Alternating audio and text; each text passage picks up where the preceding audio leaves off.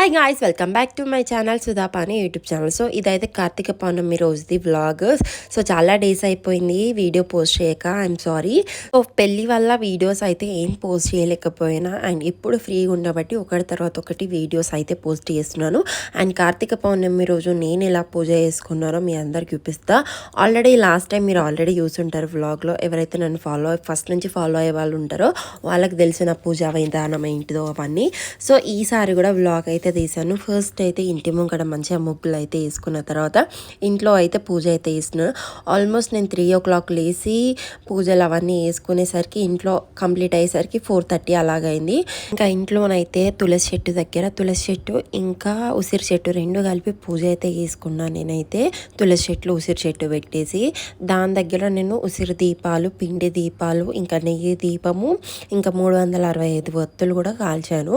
So ఇక్కడ తులసమ్మ కాడ నేను చేసుకున్న పూజ, ఇంకా తులసి అష్టోత్తరం కూడా పెట్టుకొని, అంటే మొబైల్లో అయితే పెట్టాను, నాకు అంతగా రాదు. సో మొబైల్లో పెట్టుకొని నేను అక్కడైతే పూజ చేస్తున్నాను. సో కంప్లీట్గా పూజ అయిపోయిన తర్వాత సో కొబ్బరికాయ కొడతా. కొబ్బరికాయలో ఫస్ట్ టైం నాకైతే ఈ ఇయర్ 2 కొబ్బరికాయలలో పువ్వు అయితే వచ్చింది.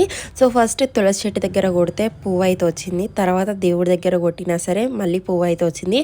నాకైతే చాలా అంటే చాలా హ్యాపీగా అనిపించింది. సో ఈ ఇయర్ మీలో ఎంతమంది కొబ్బరికాయ కొడితే పువ్వు వచ్చిందో డెఫినెట్గా కామెంట్ చేయండి. అండ్ కొబ్బరికాయ కొట్టిన తర్వాత హారతి అయితే ఇచ్చాను. హారతి ఇచ్చిన తర్వాత ఆల్రెడీ నైటే ప్యాకింగ్ అయితే వేసుకున్నాను. పూజకి ఏమేమి కావాలో కొబ్బరికాయలు అవన్నీ తీసుకొని సో రెడీ అయితే పెట్టుకున్నాను నేను. ఎందుకంటే ఇక్కడ ఇంట్లో దీపం ముట్టించిన తర్వాత సో నేను ఇంకా మా హస్బెండ్ మేమిద్దరం కలిసి గంగాకి అయితే వెళ్తున్నాము. సో ఇప్పుడు మేము గంగాకి అయితే స్టార్ట్ అయ్యాము. సో ఆల్రెడీ నా బ్లాగ్స్లో చూసుంటారు మా గంగా. సో ఇంట్లో పూజ అంతా కంప్లీట్ అయ్యి మేము గంగాకి వెళ్ళేసరికి 5 o'clock అయింది. సో చీకటి ఉన్నప్పుడే దీపాలు వదలాలి అని చాలామంది అంటారు. సో ఆల్మోస్ట్ నేను అదే పాటిస్తాను ఎవ్రీ ఇయర్. సో చీకటి ఉన్నప్పుడే దీపాలు అయితే వదలడానికి ట్రై చేస్తా. ఎవ్రీ ఇయర్ అయితే అస్సలు మిస్ గాను, ఎందుకంటే నక్షత్రాలు ఉన్నప్పుడే సో గంగలో దీపాలు అయితే వదలాలి.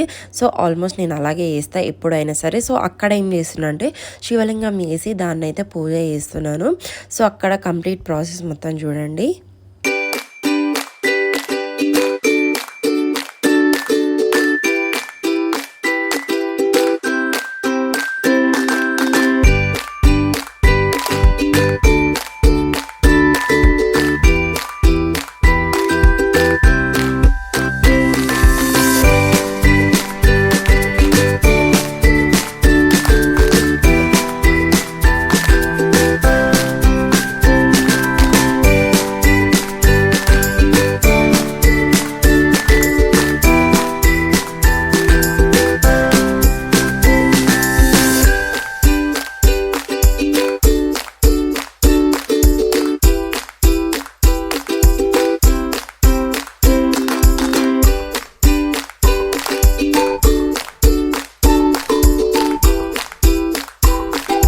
గంగ దగ్గర కంప్లీట్ అయిపోయినాక నెక్స్ట్ అయితే శివాలయం టెంపుల్కి అయితే వెళ్ళాము. సో అక్కడ కూడా వెళ్ళి మంచి దీపాలు అవన్నీ ముట్టించుకున్నాము. ఆల్మోస్ట్ మేము వెళ్ళేసరికి 6 o'clock అయింది.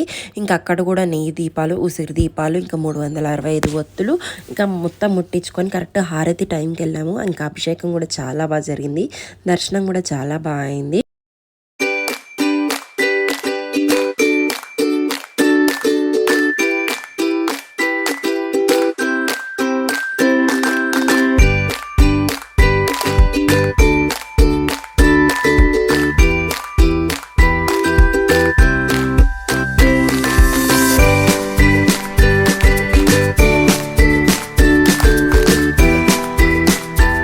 శివాలయం టెంపుల్కి వెళ్ళిన తర్వాత నెక్స్ట్ అయితే అమ్మవారి టెంపుల్ కూడా వెళ్ళాను, మా ఇంటి దగ్గర ఇది కూడా.